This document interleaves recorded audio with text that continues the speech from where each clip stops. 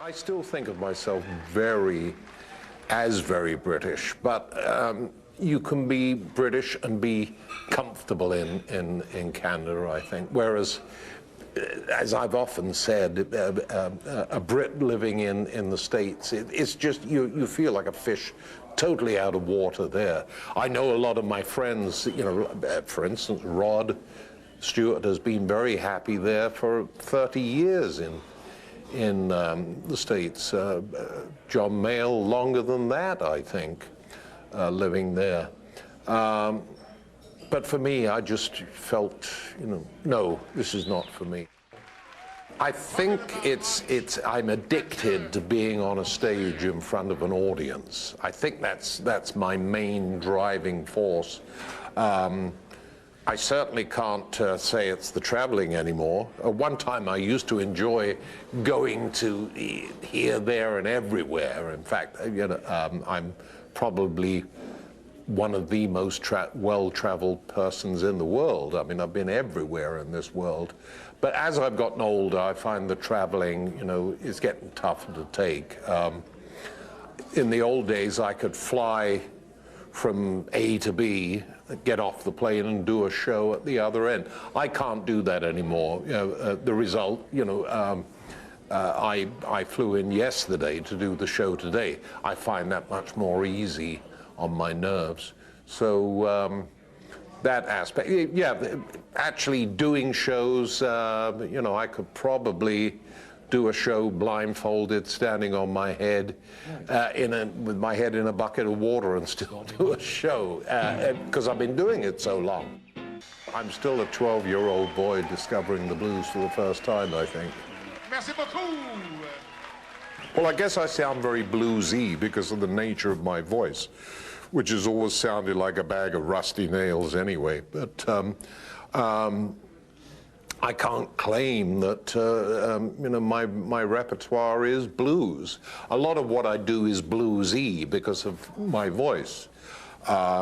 So no way could you call me a blues artist, although many people do. But yeah, certainly I would say, yes, you can call me a bluesy artist. I've had a lot of fun in my life.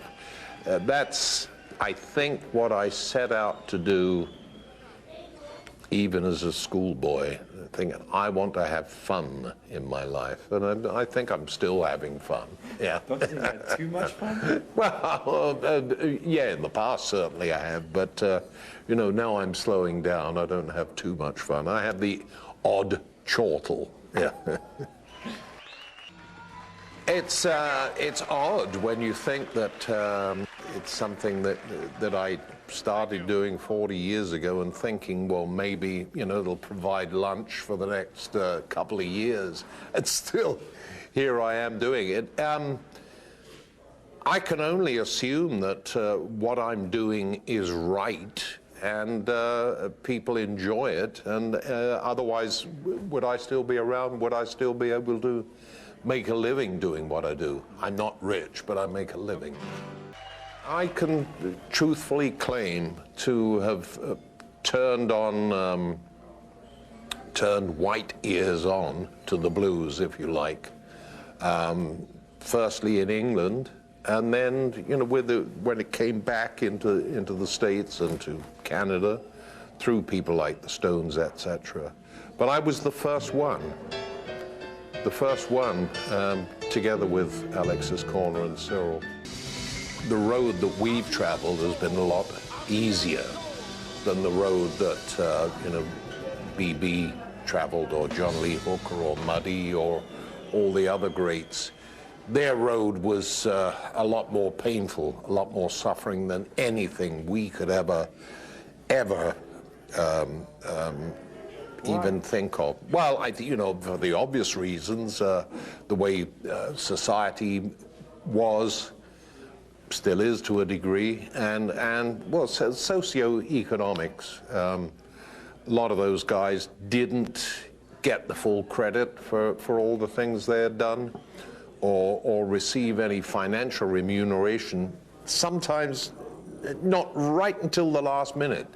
I mean, Willie Dixon, yes, did enjoy some financial success and was recognized for many things, but right in the last 5 years of his life, which is, you know, very, very sad.